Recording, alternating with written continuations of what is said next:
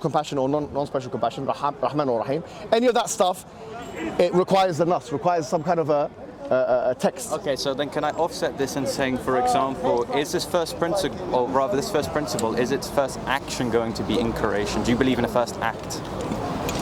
Do I believe in the first act, or does Islam say that there's a first act? I'm asking you, and of course your position is going to reflect for whatever tradition. No, I think, no, to be honest with you, Islam has different opinion on that. But I'm asking you, I'm not asking. Yeah, so I'm going to say that your position is going to reflect So my position is that there doesn't need to be one. I believe that textually, from an Islamic perspective, there's more reason to believe that there was a first act. Okay, so you agree that Allah is the first act? Yeah. But don't talk in what if some people affirm this. Don't say what if some people affirm this, some people don't. Say what you believe. This is your My belief is who I'm not important.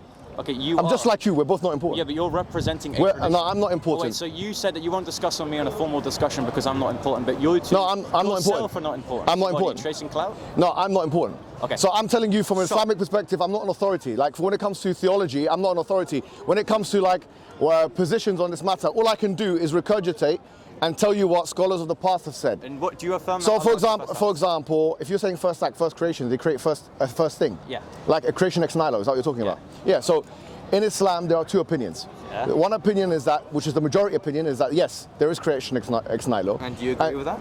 Yeah, I favor that opinion, but I don't say necessarily that that's the only opinion. So there's another opinion, which is the opinion of Ibn Taymiyyah, for example, who believes in something called hawadith la awwala laha. So he believes in a chain of things that happen.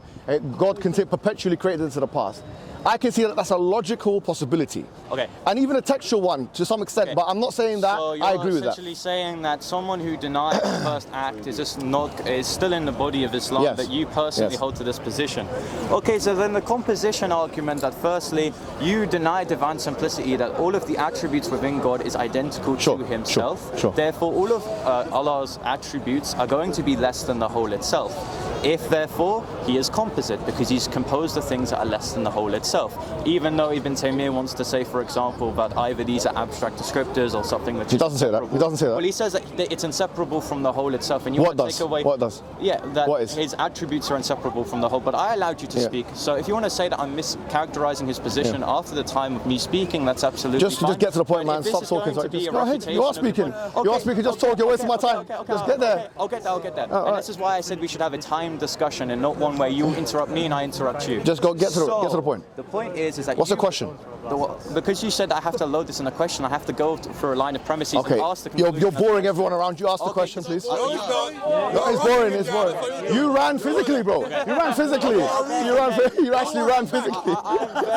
You ran physically, bro. I'm very still. I very much want to talk to you. Sure. And in fact, I propose that we have a time discussion. All right. Does someone want to time it? 1 minute. Okay. 1 minute. Does someone do that? And the agreed discussion for the sake of the camera is firstly your issue or contention with Christianity that Christ cannot be God because he has a cause. Yeah. And then my argument to you is going to be that your God cannot be the God of natural theology because you reject divine simplicity, therefore implying that your God is composite and the first act is going to be composing himself. Do you accept the fact that in Christianity there are different views on divine simplicity? Yeah, and that's kufar. No, hold on. Do you accept the fact that in... You don't accept that? I don't grant that these people are Christian. Oh, okay. So what strand of Christianity do you follow? Eastern Orthodoxy. Okay, so is Eastern Orthodoxy unanimous in its proclamation of divine simplicity? Yeah, like, so either for example, say Maximus wants to affirm absolute divine simplicity, or some of the Cappadocians want to follow divine simplicity. But at least we're going to have to affirm divine simplicity. Now, you just are simply appealing, and I noticed this in your rhetoric. We haven't started the time yet, by the way. There are some people. You're going to do 1 minute. Do you want to do 1 minute? Yeah, of course. But you asked me a question. I'm trying to give a sufficient. You can have a minute. Go ahead. 1 minute starts now. Go. Wait, no, hold on. You said something untimed, so I want to say something untimed. Go ahead. So I want to make this very clear. Do not appeal to people I do not agree are Christian. You can say, these people claim Christian. Protestants are not Christians. I would say that there is a second-fold term that we could use. For example, there is a colloquial term that we can call these people Christian because they attempt to follow the faith of Christ, but they don't actually follow Catholics? Legitimate. But no, of course they try to, but they're not. Okay, can I ask you a question then? On a serious, because you seem to be reading on these issues and whatever, yeah? So, okay, divine simplicity, right? Now, let's say, for example, let's look at Thomas Aquinas. Thomas Aquinas... I don't agree with Thomas Aquinas. No, but he believes in divine simplicity, and he's one of... But do I I understand. Do I take that he's going to come to the conclusion of divine simplicity? I haven't asked you a question. Okay, so the question's going to be on an individual I don't care about. Great. Okay, no problem. But what I'm saying is that he divided the attributes of God into univocal, equivocal, and analogy. Do you accept that distinction or not? I mean, in terms of, for example, his understanding of Scripture when it says, for example, like God. Do you understand these distinctions? Do you understand this or not? Yeah, but like, I want you to argue why I should take Thomas Aquinas as a source. No, I'm not. That wasn't my question. Yeah. My question was not that. Listen, I don't have to concern myself with Aquinas. That's the point. So let's actually get to the argument. Bob, that's not my question. My question was. And my clarifying question to you is why should I care? Okay. No. My question is this: when you're discussing the attributes of God, is it okay for you to hold to the distinctions that are held by someone like Thomas Aquinas and or Duns Scotus, or does that make no sense to you? So I'm just going to say that when we speak of God's attributes, the common definition of the word, as to avoid his attributes being non-cognitive, like saying, oh, God has this and is blah, blah, blah. The common definition of the word is the same, but the way that God possesses it is different. So which scholars of Christianity do you accept as authoritative? I mean, it's just going to be the scholars that I can agree with are the corpus of the Church Fathers and the canonized saints. Sure. So someone like Gregory of Nazianzus, someone like Gregory of Nyssa, you would accept as authoritative? Oh, of course. No. Beautiful. No. Okay. You notice how I said I can agree with them, not that I have to. There's a distinction. No, but is that not the case in Greek Orthodoxy? Yeah, I can agree with them. Only theological claims at synods or councils which are dogmatized. So, for example, I don't have to say that Cyril is authoritative, but I have to say his letters add emphasis are. You see the distinction? Yeah, I see the distinction. So, I'm making it very clear. Pardon? Oh, yeah, because he wants to pray. No, this is before we start. It's fine. How about this? He complained about it. So let's actually have a time discussion. Sure. No, it's good that I got to the bottom of who he sees as authoritative. You give me a formal argument of why Christ cannot be God because of my own tradition. Go for it. Sure. And I want you, or whoever's timing this, to time the discussion. Do you accept, before I start, can I ask you a question? Sure. On the Cappadocian Fathers, Gregory of Nyssa, Gregory of Nazianzus, and Cyril. Yeah. Do you hold on. You accepted that they are figures of authority in terms of your religion, right? Yeah, in terms of things that I So when it comes to the Trinity, do you accept them as figures of authority? Yeah. Yes. Okay. Excellent. Let's get started. Yeah, go on then. No, you start off. Okay, so premise one, you reject divine simplicity, the concept that God, all of his attributes are going to be identical to himself. Sure. Conclusion two, you say that his parts are going to be less than the whole itself. Conclusion one, therefore, your God is composite. Point three, your own tradition of Sunni Islam says that God is the first act. Premise four, therefore, if he is composing himself, therefore the first act is going to be composing himself. Conclusion two, therefore, if you want to say that Allah is the God of natural theology, this would not follow through because you said that this first principle's first act is going to be created, which within the previous premises have been outlined as, for example, him composing himself. The first act is not creating, it is composing, which therefore means we cannot reason Allah through natural theology. You accept natural theology, therefore, of course, then this is just going to be something which either reduces the explanation. So I'll be honest, I'll need to hear that argument again because I didn't understand it. I'll need to hear that one more time for you because you. No. I'll give him 30 seconds. Can you say the argument again? Well, how am I supposed to? I wasn't even finished my argument in 2 minutes. How am I supposed to do it in 30 seconds? All right, take a minute. Okay, so take 2 minutes, like we agreed upon. No, take 1 minute. Take 1 minute. You can speak. How about this? For the simple child discussing with me here, we go premise by premise in an untimed situation because I'm not going to have less than 2 minutes to talk in an argument I hadn't even been able to finish.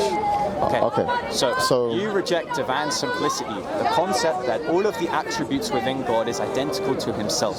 Premise two, you say that the attributes of God are less than the whole itself. Conclusion one, therefore your God is composite. Conclusion three. Why does that follow? Because if he is composed of things that are less than the whole itself, therefore we can pick out things which are going to be really distinct from him, which are less than him, which means that are going to be things that are comprising himself. No, say that again. Okay. Say it again. So what we did. Premise one, you said that you okay. divine simplicity. So hold on. Now, I want to make this very clear. Let's get this discussion is not going to be Mohammed Hijab saying, what is this, define this. Right. It's going to be that he literally said in his refutation of divine simplicity that he understood the argument and it's weak. So he knows it, don't be disingenuous and don't play a definition game, because I'm really not here for it, mate. So you know what I'm saying. So don't be disingenuous to yourself. All right. Continue. All right. So he is attempting. Here's the thing. I've heard it very clearly, and I can tell you for a fact I've been doing philosophy for a very long time. And I'll tell you what, he has not actually put together an argument. Okay. He has put together. Hold on. I can tell you that I've heard him twice now, because I wouldn't have said this unless I heard it twice. He said, you believe in such and such, therefore such and such. That's not how a syllogism works at all. That's, by the way, with all due respect, no, that's not how it works. No, it's not. You don't know how to construct a syllogism, okay? You can't say you believe in this, therefore this. Doesn't work like that. It has to be, okay, so you're going to start from a general, going to a specific, and hold on. You have done a bad job in creating an argument. Listen. Okay, hold on. Let me speak. You spoke. Is he being timed right now? Is he being timed right now? Oh, time me. Time it. Because here's the thing. I don't like when people transition time to untimed discussion. Sure. You just want to have the talking because you think you're the main man. Okay, all right. Do you want to press the button? All right, start again, because I haven't started yet. See, the vine... No, hold on, don't get involved. You ran away. Please don't get involved. Don't get involved. One at a time. Or do you need 2 on 1? Is that how it needs to be? I can't speak to 2 people at a time. I can't speak. It's not physically possible to speak to 2 people at a time. Let him go. All right, so are you ready, yeah? Okay. So, let's start with the first thing he said, which is the only thing really intelligible that he said, which is that the proposition of divine simplicity indicates that when you say that something is an attribute of God, it's saying that that's identical to the essence of God. That is what the Mu'tazilis believe, by the way, and that is what Thomas Aquinas believed. Hold on. I'm just speaking to myself. No, don't get involved in my conversation, yeah? I know you're trying to get rude. Don't get involved. Yeah, so the point is that if that's the case, you have to admit today that God is not love. You know why? Because if God is love, is identical to the essence, God's love is also identical to what? To the law of identity, is also identical to his knowledge. So God's love is God's knowledge, and God's knowledge is God's power. You must admit to this. And if that's the case, you believe in a God without attributes. You are, as many Christians would say, pretty much an atheist, because you believe in a deistic God, a non-personal God, a God that can't love, a God that can't be merciful, a God that can't be powerful, a God that, because these things, these descriptors and attributes, when you say that God's power is identical to his essence, if God's power is identical to his essence, and his knowledge is identical to his power, it follows God's power is God's knowledge. It follows God's power is God's love. It follows God's power is God's compassion, and so on and so forth. Therefore, you have to admit today that you don't believe in a God that loves. Go ahead and do it. Okay, so is that you conceding time? Okay, good. So your argument, so notice how he didn't really respond to the argument and that we're just moving arguments. I thought we would agree to a structure of we point to one argument, then we point to another once the one has either been refuted or conceded to. But let me entertain it, then also go back to the argument at hand. And why is he looking like he's part of Incredibles right now? We'll never know. So, the first point is that anti-reflex identity does not work within the Trinity. Just as much as, for example, when we say the Son is God, we do not therefore say that whenever we're talking of God, we're talking of the Son, just as much as we say Muhammad Hijab is human, but when we pick out humanity, we're not talking about Muhammad Hijab. That is anti-reflex identity, my friend, and it does not work in the case of the Trinity. My second point is again going to be that we can be apathetic about these things within a syllogism. We can say that because you do not believe in X, therefore you're going to have the position which entails Y. If you reject that God is not composed of parts, therefore he is composed of parts. Do you see the point here? If you reject a negative, therefore you're going to affirm the positive, that is that God is composed of parts. Now the reason why you believe in this is because the essence of God is going to be comprised of things which are less than the whole itself. So he did answer my question. He has not conceded to the fact that if you say that God's power is identical to his essence and his knowledge is identical to his essence, it follows that his knowledge is identical to his power by the law of identity. That is a logical law. In fact, one of the most foundational, propositional, logical laws. He's talking as if he's making some kind of an argument. He's not making an argument. He has not conceded to the fact that on his view of divine simplicity, he must acknowledge that God does not love. God is not loving. When you say God is loving, you're using that as a descriptive. It's not actually talking about something with ontological status within God. So he has to now acknowledge, before we move forward, he has to tell me, yes, when I say God is love, when Christians say God is love, according to divine simplicity, it's not true that he's actually love in an ontologically real sense. It's just some words we say. So that would mean that according to us, God is really love, and according to you, God is not love. So let's make that clear first, and then we can move on to other things. Please go ahead. Okay, so I want to demonstrate that supposedly this very foundational principle of identity is just going to pull him into extreme positions. So Hijab, during my time, I want to ask you a question. Hijab, you're a human, yes? Hijab, stop filming for your OnlyFans for a minute and answer. You've got your time, be quiet and speak. So, Hijab equals human. Human does not equal hijab. I wonder why. Because anti-reflux identity does not work in the case of the Trinity. Just because hijab is human does not, whenever I say this individual here is a human, he is therefore hijab. I wonder why. Because identity does not work in this way. I can be identical to the divine essence, for example, whilst also, for example, possessing hypostatic properties. Hijab can be identical to humanity, whilst not everyone who is human be identical to hijab. So can you concede that this concept of identity is not sufficient in all things? Then I can make the argument for why, in the case of the divine essence, it also does not follow. So I want him to at least reiterate what I said, because he did not answer my question when I said that I was going to allow him to speak in my time. Now can he stop posing for his OnlyFans? I'm 16! Well, I know you're 16. You sound like a 16-year-old. Hijab and pedophilia. They go hand in hand. You're the one touching him, boy. You're the one touching him. You keep touching him. But you want to watch him? You're touching him. Anyway. Whatever, hijab. Anyway, the point is this. All day. Okay, thank you very much. Is it my time? Is it my time? Yeah. All right.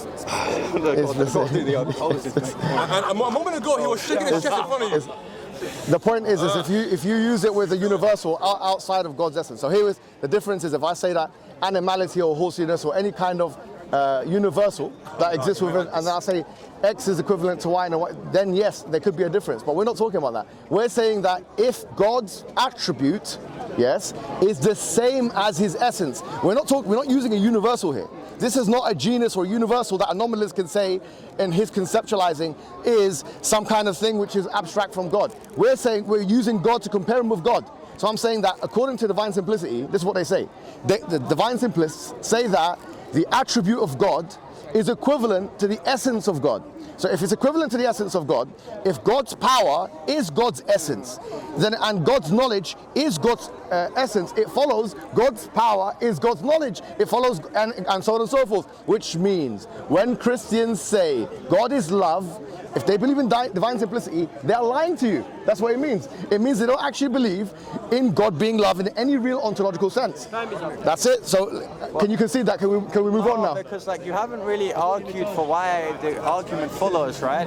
You're just bringing a case of identity, that being anti-reflux identity, then already assuming it applies to the Trinity, by then saying an arbitrary criteria of this identity being in play is that a universal has to be the thing that we're talking about. I again don't have to concede to this, you have to argue for it. You notice how for someone that was picking out my poor debating skills, he already runs from an assumption, from an argument he's already ran away from.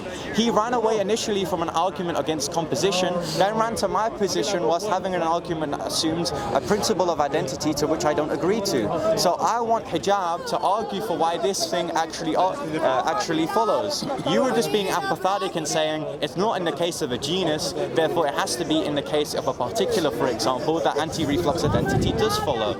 I want him to argue this. You just said I can't play on negatives in order to pose a positive, therefore he has to do the exact same thing within his argument. Now again, why does he keep on posing? I want to know. I didn't want to talk about pedophilia because it's a moral argument. Next time. Time's up, man. You can talk about pedophilia you like. That's what they do when they lose debates. They have to talk about pedophilia. Okay, let's get started. Look, at the end of the day, I was making it very clear, all right? If you believe by the law of identity that God's power is God's essence and God's knowledge is God's essence, it follows God's power is God's knowledge. This is in a GCSE way for you to understand. I know you're a GCSE student. I remember this one. Trust me, if you are my A-level student, and I know I've got 6 degrees, one of the most qualified men in the world, actually. Sells fake but degrees. having said that, That sells fake degrees. No problem. Put that to the side if you think that. Go and ask the University of Oxford. Go and ask the University of Birmingham yourself. No problem. No problem. Here's the thing. If I was teaching him in school, I'd give him a C+ for effort. Your face. You get a C+ for effort. You get a C+. Yeah, you can. You could be an extra. I'm an actor. You could be an extra. Hollywood, baby. We can get the hot water in the coffees and stuff like that. But here's the point. Yeah, the point I'm making to you is, if you can't concede this, we could just move on. I didn't say anything about the Trinity. It gets worse if we talk about the Trinity. Way worse. Way worse. But go ahead and tell us that God is not love. Go ahead. Well, no, because again, okay, listen, okay. He's saying that this principle of identity, which he hasn't even named, by the way, he's just saying this thing of identity that everyone knows about in GCSE level, that he hasn't argued for in the case of the Trinity, follows that therefore he does not possess attributes. Again, what I'm contending is the fact that, yes, I agree that these attributes are identical with God's essence. I do not believe, although, that that God is going to equal his attributes. It's anti-reflux identity. Hijab is human. This guy's human, he's not hijab. That's the point. You have to argue these principles whenever you apply it to a particular thing. You've just been apathetic. It is not in the case of a genus or a universal. We're talking about a particular, therefore it follows. It doesn't. You're just saying in some cases, in this case, it works. Therefore, if it's not this case, it shouldn't work. It's not how you do debating, my friend. It's a false assumption. You want to say you want to move on because you've got poor rhetoric. So far, we've moved to Allah that you believe can be proven of its own merit. Time's up. Look, now it gets worse because I'm going to put him to bed now, sleep, and maybe he's going to get some sexual thoughts. Sorry to say, when I say this, because I know he's lost pedophilia. But here's what I'm going to say. Be quiet, my friend. Be quiet. You keep talking about pedophilia every time you see me. I don't know what the situation is. I don't know. I'm sure I'm not going to bring my kids here. I'll tell you that for sure. I mean, this guy here keeps talking about pedophilia. But anyway, the point. Let me start my time. The point I'm making to you is now.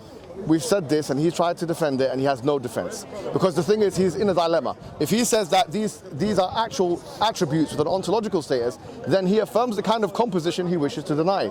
If he says they're not, then he actually falls into a kind of collapse of attributes, which leads to not believing in any of the attributes, including God's love, which means you can't, as Christians, say that God is love. Now, Muslims can say it, so that's, I don't know why you haven't admitted it. Number one. Number two is this. It gets even worse when you go into the Trinity. Do you know why? Because if you say that the Father is God, the Son is God, and the Holy Spirit is God, in that sense, if they are all God in distinct personas, as they say, and as Gregory of Nyssa and Gregory of Nazianzus and his Cappadocian authorities say, I don't know how it could be the case. How could it be the case that you believe in 3 in 1 and 1 in 3, but you don't believe in parts of God? It's absolutely ridiculous to postulate that. You don't believe in, you believe in no composition, but you believe in the Trinity. Try and square the circle for me, my friend. Okay, so again, and he's brought up the essence as it pertains to the substantiations, i.e. the persons. So Hijab, please answer this question in my time. Hijab, no. Are you equal to humanity? Are you a human? Is you going to answer me? Yes. Because I can, okay, he's bringing this argument. The Son is God. God, therefore, is the Son. The Son is not the Father, because then you either lead into composition or you lead to polytheism. Although we reject polytheism, we say there's one God, therefore it leads into composition. But I want to ask him this, and this makes very perfect sense. Hijab is a human. JC is a human. Is JC Mohammed Hijab? No, because there's a thing called anti-reflux identity, which I've been begging for him, like all the children that he wants to say can marry adults, for him to say that why does this not work in the case of yourself, but works in the case of the Trinity? Please! Why is that not polytheism? Is it time? He's got a bit of time. Okay. Again, don't be a coward for Allah and resolve the issue of composition. I want you to answer why you affirm that the first act is Allah, whilst also the first action of Allah is to compose himself. Kids nowadays have very little respect. No problem. Let me put this aside. Yeah, I know you do. Oh, shut up, man. It's embarrassing. Look, here's the thing. Yeah, what he's describing, as I mentioned before, I don't think he's been paying attention. He's C grade now, but he can become a B grade if he listens a little bit closer, right? Because here's what I'll say to you. Listen to what I'm saying to you. When you're dealing with a particular and a universal, it's different to dealing with two things with supposedly the same ontological value. So, for example, if you say that God's attribute is God, we're talking about God's attribute, we're assuming God's attribute has actual ontological status. And then God's essence has actual ontological status. A nominalist or a conceptualist would say that a universal does not have an actual, maybe a conceptualist will, but definitely a nominalist will not say they have an actual ontological status. There are social constructs in many ways. So if you say that this person is a human, this person is a human, it's not the same, because we're talking about here with attributes and essence distinction, both of which are meant to be real in God. So my point to you again, do you concede, considering this response, do you concede that according to your idea of divine simplicity, God is not loving in a real ontological sense? Yes or no? Wait, okay. So again, so firstly, he's assuming. He's assuming that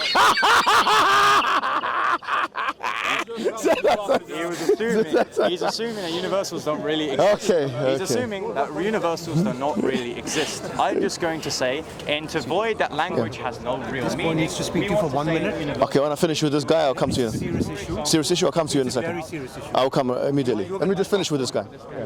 I'll start talking to him next time. Okay, so the reason why universals have to really exist is because we have to avoid the fact that language therefore becomes meaningless. So for example, when we say that Allah has attributes, we're picking out this normative definition of what it means when we say that Allah is loving, for example. If we want to say that in fact this is not a universal, it can be anything mind dependent upon the person. The common definition is what we're going to pick out in the universal of what we're referring to what is love.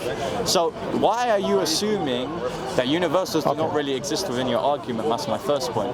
My second point, again, is you're just saying that it does not work in the case of a universal, or it does work in the case of a universal, even though in a particular it doesn't, and you're then just assuming that these universal natures do not really exist. Okay. So if universals do exist in a platonically real sense that he's talking about, like what Plato believed, that there was a whole place there where the universe exists in a perfect sense, if they do exist in that sense, then his argument falls. Because actually, his argument only makes sense, his response only makes sense if the universal is not real.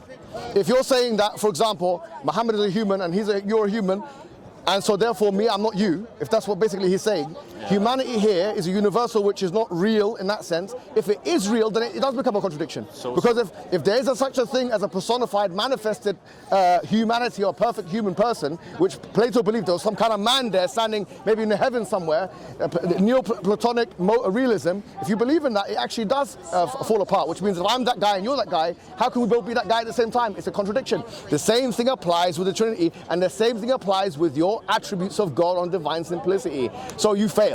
You fail. D- actually. But because you've been a little bit cognizant, I might give you a C+ and pass you, but I'm going to give you one more chance. Do you admit that God is not love, yes or no? So I've got a question. So let's go back to the analogy of Muhammad is a human. What exactly are we picking out, or what exactly is being invoked when we say Hijab is a human and JC is a human? Of course, there's going to be this common definition that is invoked when we say that these two subjects are the same thing. Just to say that they don't really exist, I don't hold to this Neoplatonic understanding of that there is a perfect can of Coke that really exists somewhere else. I'm just not saying that they have to be conceptual or mind dependent on the person. That's metalinguistic nominalism, which I don't hold to, although you could hold to, therefore meaning that language has no definite meaning. But I want to ask Hijab this. He says they don't exist at all. They don't have any ontological status. Well, that's what you just said on camera, and they'll pick that out. Okay. And again, he wants to answer me when he thinks it's going to better his argument, but when I actually want to ask an honest to God question within my time, he doesn't want to because it will not help him. Now, what is being picked out when we say that Hijab is a human and JC is a human? Okay, that's my time now, yeah? So, has he got a couple of seconds left? Whatever. Okay. All right, cool. So here's the point. Here's the thing. I haven't declared my position whether I'm a conceptualist or a nominalist or whatever I am. I'm just basically saying to you that if you believe that, as you've mentioned, that universals do exist, the question would be then, in what context do they exist? In what context do they exist? Is it in a Neoplatonic, real kind of context? If not that context, then what context?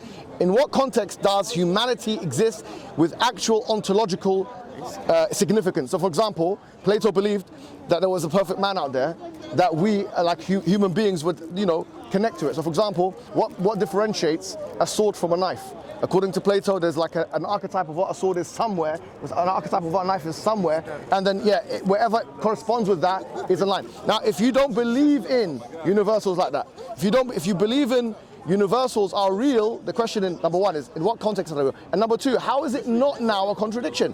If I say, for example, I'm a human, which corresponds to something which is real, and he's a human, that actually does cause a contradiction. So once again, it's been refuted, but he doesn't understand it. If I can say one more time you want, I can try and scaffold it for you, I can try and put it in a syllogism, but I don't think you'll understand. This is your last chance. Is God love? Yes or no on your view? Is God love? Okay, so I'm only going to answer the question if it's not bounded on a framework that I don't have to agree to. So you notice how instead of actually answering my question on his nominalism, he just wants to ask the person I'm not using these concepts, he is. If he's superimposing these concepts onto me in case of performing a refutation, that therefore necessitates that he's going to have to provide a position on which this argument actually works. I can't suppose divine simplicity when critiquing Allah because I know divine simplicity does not work in the case of Allah. So then I have to ask you a clarifying question in the case of nominalism or universals in order to further our principle of identity in the application of our critique of the Trinity. So then what do you take then to be nominalism, or what is your position on nominalism? Because I would say metalinguistic nominalism, or any form of nominalism rather, is just going to lead to concepts like humanity being meaningless. Because again, I'm asking you this when I said to you that anti-reflex identity does not work in the case of this particular, the Trinity, and this universe of humanity, and you're contesting with the universals. So what is being picked out when we say the universal of humanity? If you want to say it's mind-dependent, it has no meaning whatsoever. It's non-cognitive. Humanity could mean pedophilia in the case of Mohammed Hijab, which it probably does.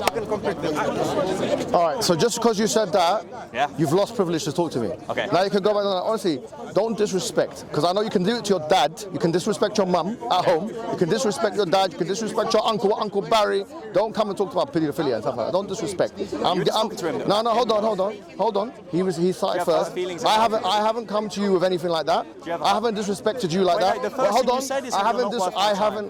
The first thing you said on camera is not I'm not worth your time. Sure. But that's not calling you a pedophile, is it? That's saying you're worthless. So now that you are worthless in my eyes, and you're gonna see my back, know that I've asked him 5-6 times about the love thing. He couldn't answer it once. Go back to your daddy. Maybe he can teach you a couple manners. Go back to your mum. Maybe she'll give you a little spank. And maybe he'll get excited about that. And that's it. Equal, it doesn't matter. But anyway, we'll see it. You can't answer the question. Christians can't answer the question. The only argument they've got is pedophilia. That's not the argument. All right, cool. You can't answer the question. Done now. Go back to your school. Go back to your school. Go back to your whatever. All right, cool. See you later. Goodbye.